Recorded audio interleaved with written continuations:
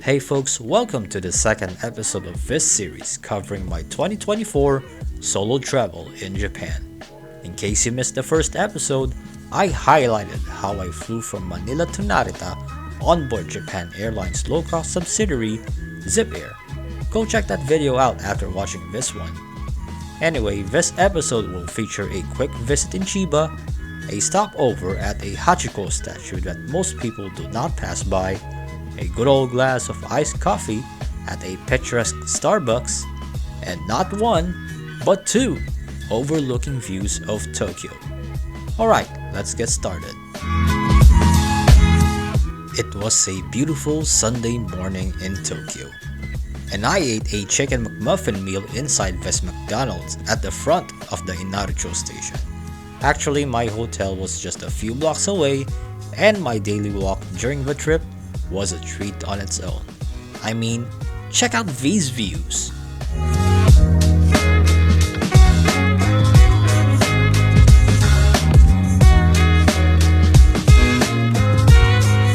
After attending a Sunday service in the morning, I hopped on a train to proceed to Murakami Station, where my relatives living in Japan were waiting for me.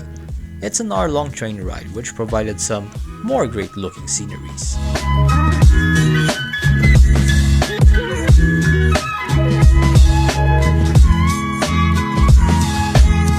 Remember when I said in the first episode that an IC card is a must in daily commutes? Well, my Pasmo passport came in handy.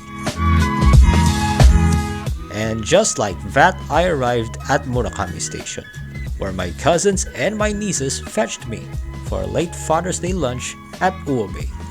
That name might not ring a bell to you, but if you have ever heard or eaten at Genki Sushi, those two conveyor belt sushi restaurant chains I just mentioned belong to the same company. Like, literally, both Uobe and Genki are restaurant chains under Genki Global Dining Concepts. Since it's Father's Day, it's no surprise that there were so many families spending their quality time at our intended location. So, we traveled one more time to look for another Uobe branch.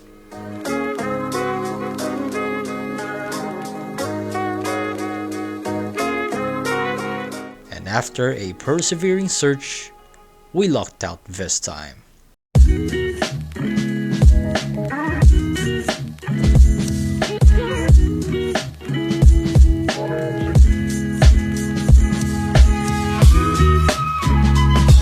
I spent my whole afternoon with my cousins and my nieces, and I'd love to visit them again soon.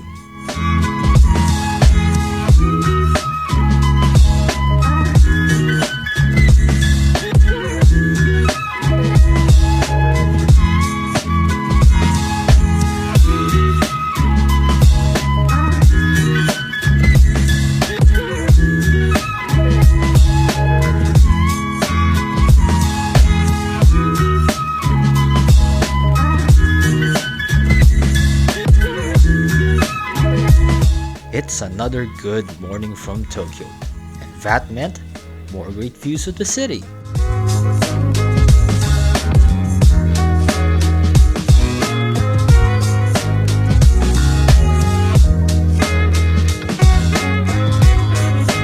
For breakfast, I went to Yachiyo, and I bet viewers from the Philippines are familiar with it, since there are several branches of this Teishoku restaurant in Metro Manila. But in case you're hearing the name for the first time, they have great tasting Japanese food, trust me. I got their tonkatsu and ebi furai set meal, and just like everything from Yachiyo, this left me stuffed.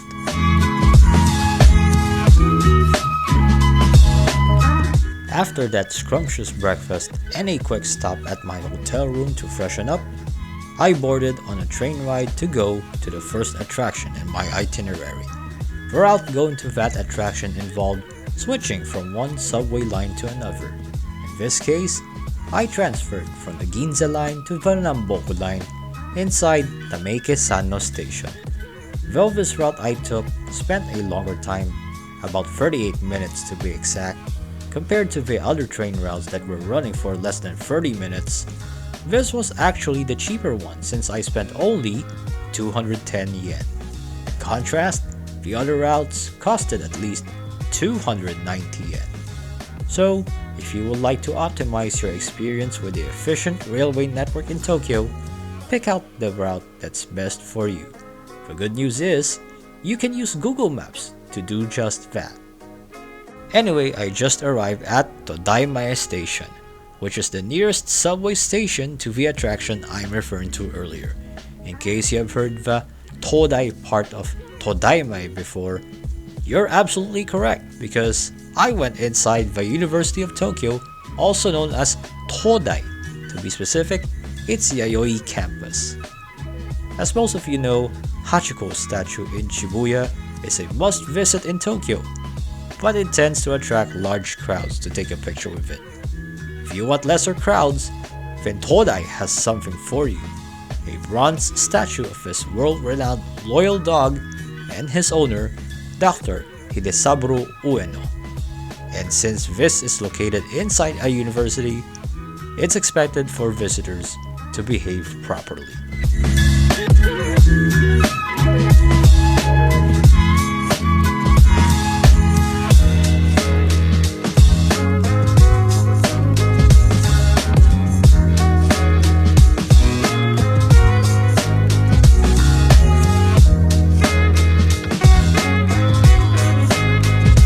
After spending a serene moment at Todai, I went to Shibuya, where I took a quick visit to the iconic bronze statue of Hachikō.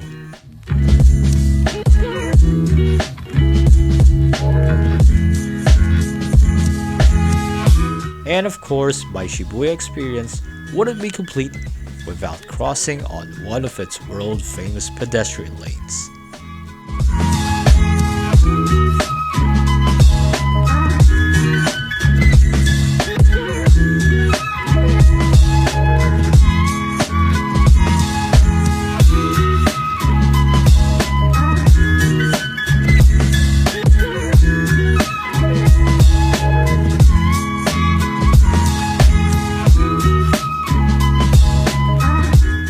Here's what I actually went for in Shibuya.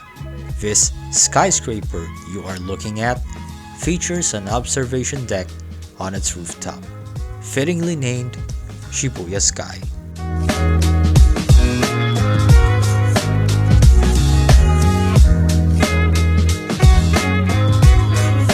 Just like what the sign said earlier, tickets get sold out easily, so it's better to reserve slots online.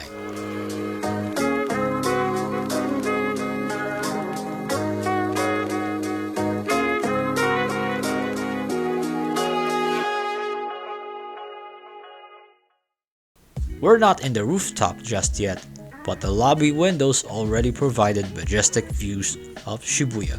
How much more if we're already at the top?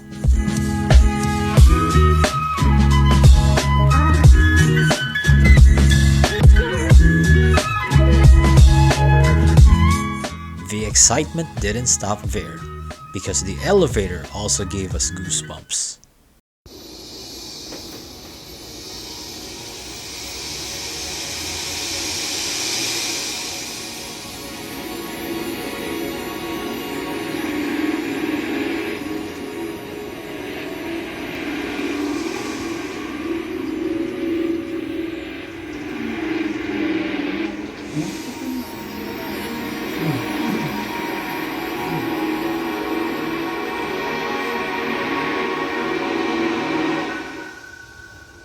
Alright, we still had one more step to do before reaching the rooftop, and that's through this escalator, complete with the vibes of the light at the end of the tunnel.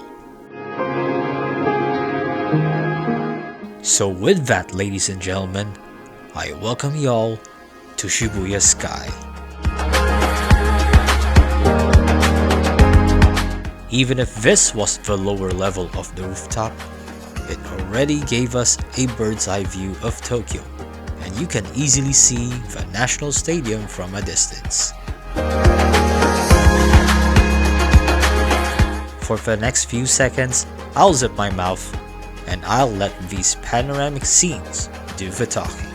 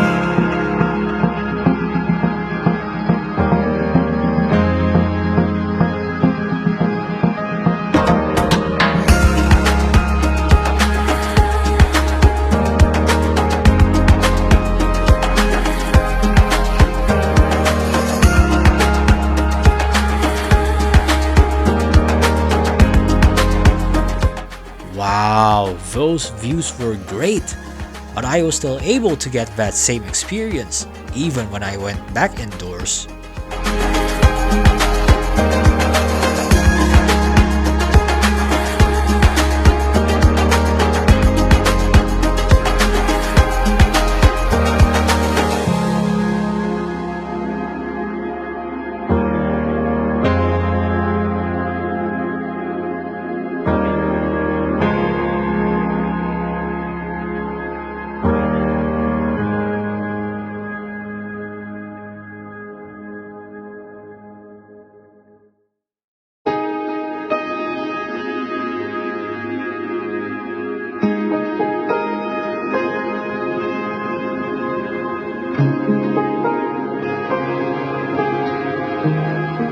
Mount Fuji can also be seen from Shibuya Sky, but the overcast weather conditions got in the way.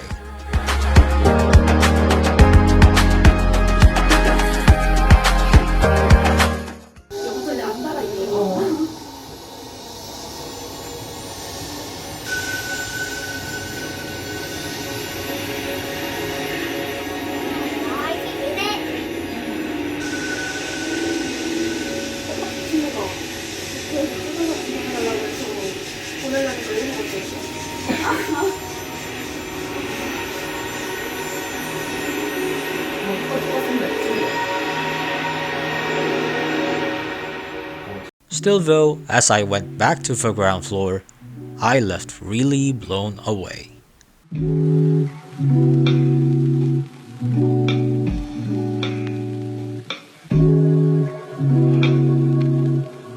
Next in my itinerary was a place I visited before, in which I had to take a bus ride.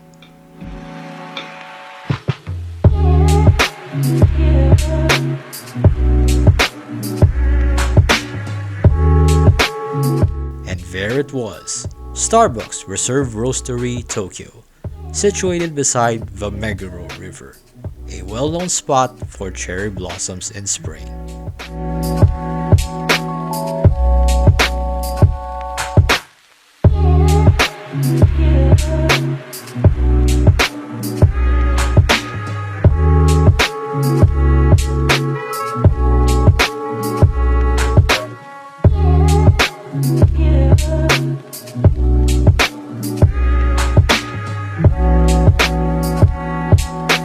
Last time I went there, I did not order anything from the menu since I had other travel companions with me and we had a limited time there. This time around, I went for a glass of iced mocha, and the unique experience got even better with the riverside view. I just wonder how this scene would look like when the cherry blossoms bloom in springtime. That would really be great. For my final entry in my itinerary for the day, I went to Roppongi to visit an observation deck for another panoramic view of Tokyo. Roppongi is known for its vibrant nightlife, with numerous bars, restaurants, and clubs scattered throughout the district. However, I did not come for any of that. Friends, you're looking at the Roppongi Hills Mori Tower. While this is an office building, it houses both the Mori Art Museum and the Tokyo City View. So you'll have not only a panoramic scene of the Tokyo skyline, but also whatever the art exhibit taking place there. If you have a fear of spiders, you might want to skip this portion because outside the tower stands the late Louise Bourgeois' art sculpture titled Maman, which depicts a spider and is an illustration of the strength of the artist's mother.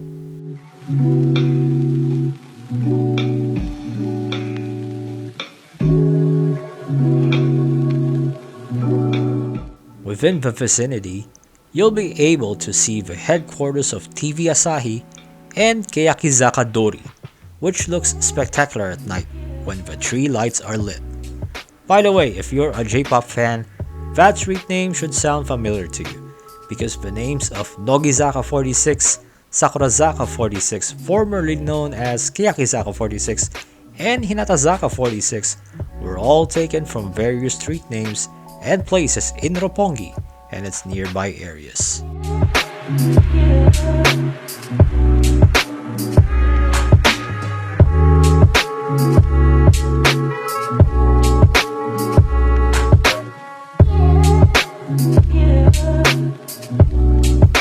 During my visit at the museum, the featured exhibit paid homage to the 50th anniversary of manga magazine Hana to Yume.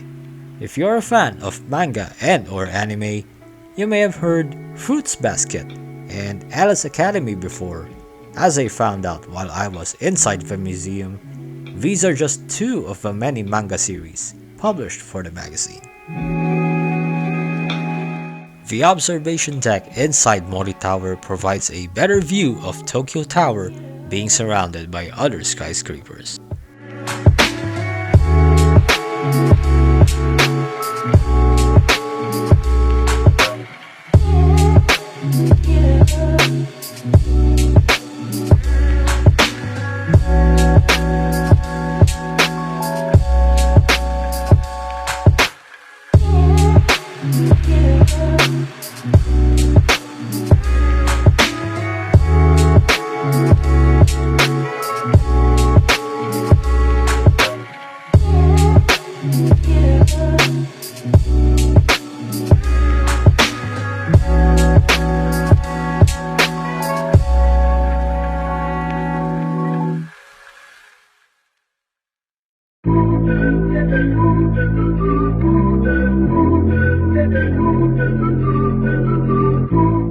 And that ends my itinerary for the day. But there's one more thing I wanted to do later that night.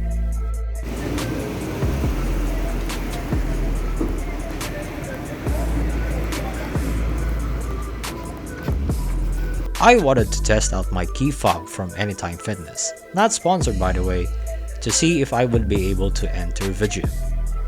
And since it's Japan, it was super safe for me to walk to the nearest AF branch from the hotel where I was staying.